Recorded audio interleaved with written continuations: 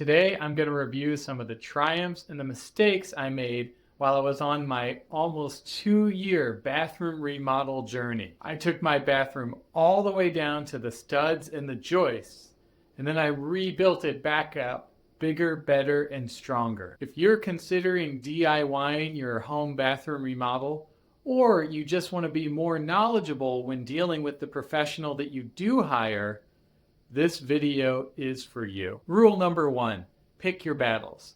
I had a glass block window that I needed to replace. There was a lot of issues with it, and it was going to be cold outside. It was up on the second floor. The glass blocks are very heavy, so I just hired someone to do that. It's important to know your limits, to do the work you can do, but also to know when you should leave something to professionals, to people that have maybe done it more. Rule number 2 is something I call the 30% rule. In tiling, they say that you're supposed to get 10% more tile than you actually need because you'll end up breaking tiles or having awkward cuts. You'll end up needing some of that 10% extra.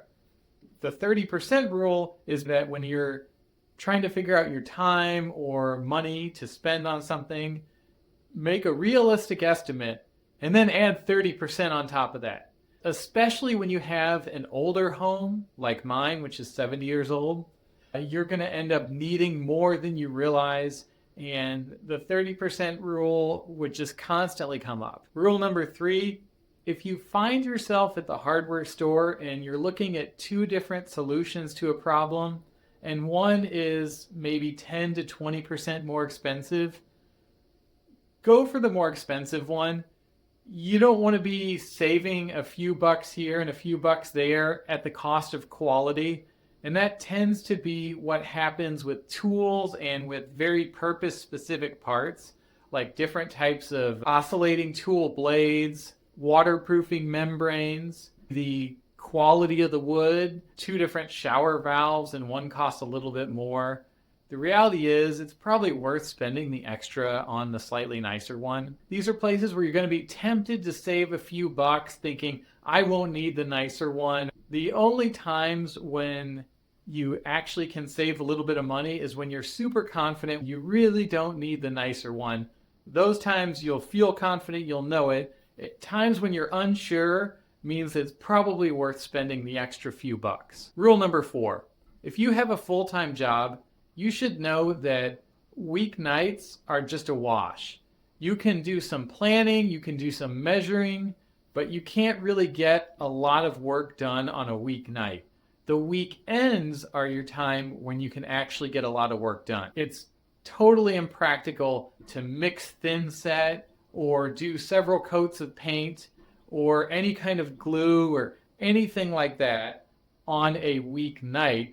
You'll have to save those larger projects, things like tiling a whole wall, for the weekends. Take your weeknights and try to plan out what you're going to do to maximize your efficiency on the weekends. Rule number 5, take pictures for later reference.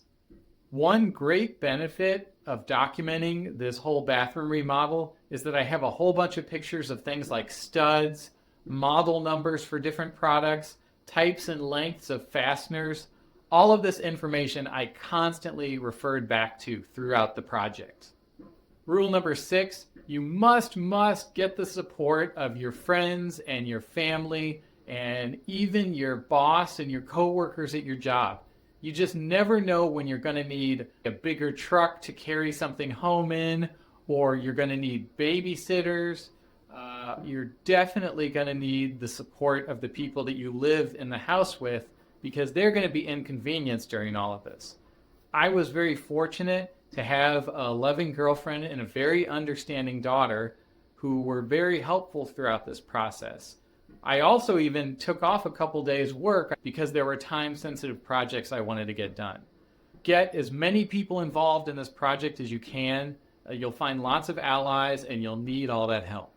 Number 7, there were a lot of things I didn't do a video on, things like minor electrical work, sanding, drywalling stuff. It also would have been difficult because it's a lot of little spurts of work. You do a little bit of work and then you stop and then you do a little bit more work.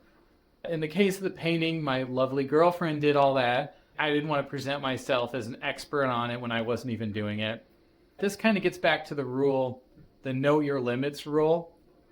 As to the question of whether I do it all over again, I learned a whole bunch, and it was really amazing to do all this myself. I had the sense of pride of doing it myself. I saved a lot of money. Throughout this project, I got quotes in the range of $10,000 to upwards to $20,000 to $25,000 to do this remodel. That was a few years ago. Probably be even more now. None of those quotes included all the various problems I found in the process of doing it. Rotted wood. I found a huge leak in the roof.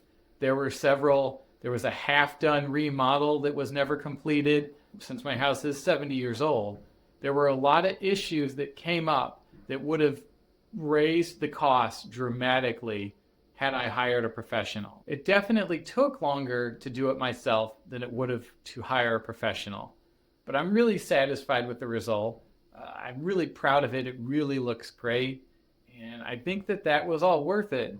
Overall, yes, I would do it again. It was a wonderful experience. Thank you everyone for joining me on this long journey. It's been a lot of fun. It's been difficult. It's been exciting, and I really appreciate learning everything about it. Goodbye.